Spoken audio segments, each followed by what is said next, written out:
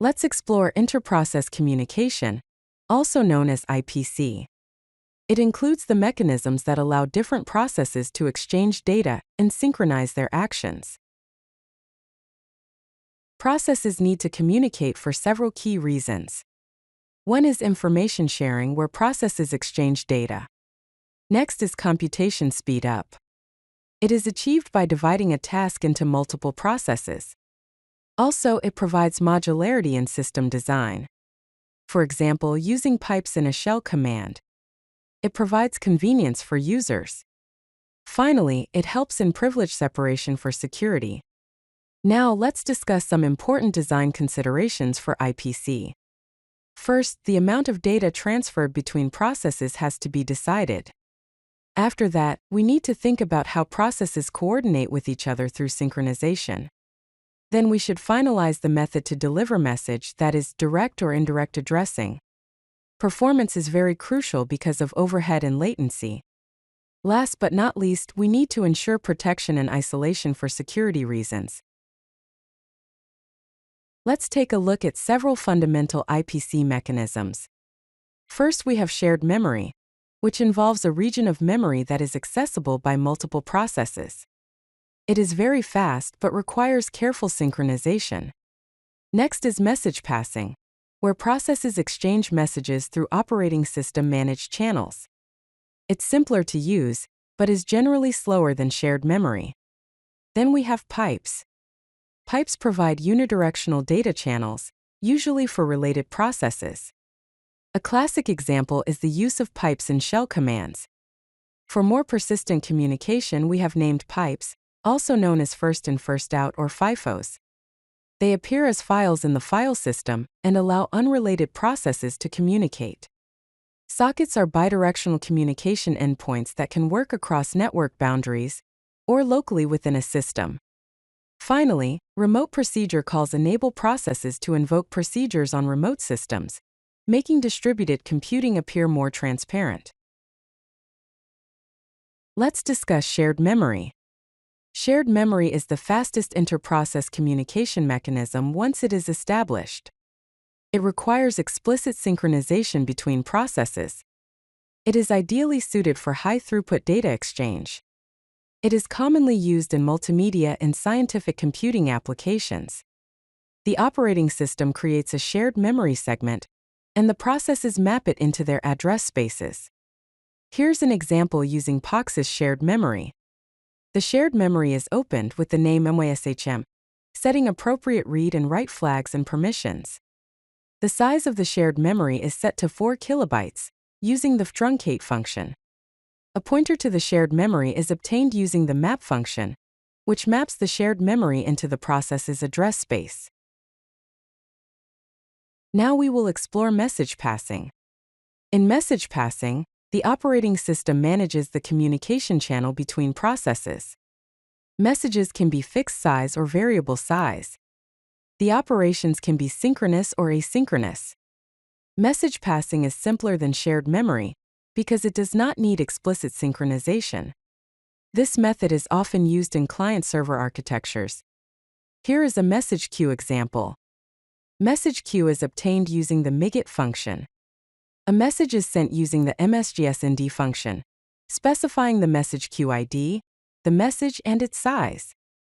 Finally, a message is received using the MSGRCV function, specifying the message queue ID, the message structure, its size, and the message type.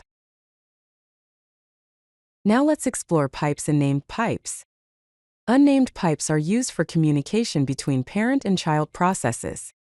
Named pipes, also known as FIFOs, allow communication between unrelated processes. Both types of pipes provide unidirectional data flow. They are commonly used in shell command pipelines. FIFOs are treated as files in the file system. Here's an example of unnamed pipes. The pipe function creates a pipe with file descriptors for reading and writing. For named pipes, also known as FIFOs, the FIFO function creates a named pipe in the file system. Let's discuss sockets. Sockets are bidirectional communication endpoints. They can work across network boundaries. They support various protocols such as TCP or UDP. Sockets are commonly used in client-server applications, and they provide the most flexible interprocess communication mechanism. Here is an example of basic socket usage in a server. The socket function creates a socket. The bind function binds the socket to an address and port. The listen function listens for incoming connections. The accept function accepts a connection from a client. Now we will explore remote procedure calls. Remote procedure calls, also known as RPCs, invoke procedures on remote systems. It makes distributed computing more transparent. It uses stubs to handle marshalling of data. It is commonly used in distributed systems and microservices. Examples of RPC mechanisms include gRPC, XML, RPC, and SOAP. Here is an example of gRPC using a protocol buffer definition. This code defines a service called calculator, with a remote procedure called add, which takes an add request and returns an add response. The add request message contains two 32-bit integer fields, A and B. Let's compare the various interprocess communication mechanisms. Shared memory offers high performance, but it's difficult to use and offers medium flexibility, typically used on the same machine. Message passing provides medium performance, medium ease of use, and medium flexibility, and is used on the same machine. Pipes have medium performance, high ease of use, and low flexibility and are limited to related processes.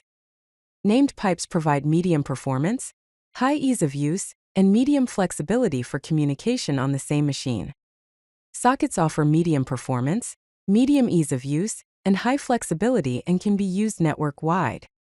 Remote procedure calls have low performance, high ease of use, and high flexibility and also work network-wide. Let's discuss real-world interprocess communication use cases. Web servers use interprocess communication to communicate between worker processes handling different client requests, sharing connection pools, and caching data. The most common ways are shared memory and sockets. Mobile applications use interprocess communication to communicate between the main app and background services, ensuring a responsive user interface while processing data. Message passing and intents are used in Android. Microservice architectures rely on interprocess communication for service-to-service communication, enabling distributed systems to work as a cohesive application. Remote procedure calls and representational state transfer application programming interfaces are the mechanisms here. Modern desktop apps use interprocess communication to separate user interface from background processing, enabling responsive interfaces while handling complex operations. The mechanisms here are pipes and shared memory. Security-focused applications use interprocess communication to isolate privileged operations from user interfaces, reducing attack surface and enhancing security, using message passing and sockets. Database management systems use interprocess communication for coordination between query processors, transaction managers, and storage engines, using shared memory and message queues. Choosing the right interprocess communication mechanism depends on performance requirements, system architecture, and communication patterns of the specific application. If you like this video, hit that like button and don't forget to subscribe. Visit codelucky.com for more such useful content.